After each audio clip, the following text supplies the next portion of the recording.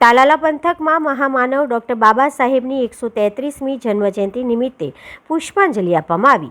તાલાલા પંથકમાં પરંપરાગતથી દર વર્ષની જેમ ડૉક્ટર બાબા સાહેબની 133મી જન્મજયંતિ ભવ્યથી ભવ્ય ઉજવણી કરવામાં આવે છે।